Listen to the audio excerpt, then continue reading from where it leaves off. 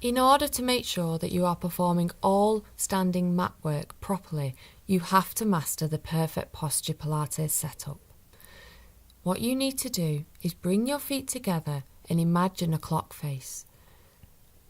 Bring the toes out to a 5-to-1 position and bring the heels to match up at the back. From here, you need to bring your pelvis forward and back, and I want you to imagine that your pelvis is a bucket of water that you are simply tipping forward and tipping back. This is an exercise in itself and can really help to loosen off the hips and the pelvis after a long day.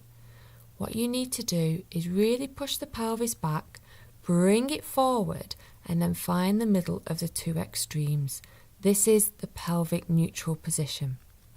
From here, bring your shoulders back and down, and imagine that you are slotting your shoulder blades into their back pockets. Use this time to release any tension from the day. Bring the shoulders back, roll them back, and then slowly roll them forward, and then roll them back into their back pockets. From here, turn your head nice and gently to one side, and then bring it back to centre. Repeat on the other side and bring it back to centre. Then push your head forward and then push it back.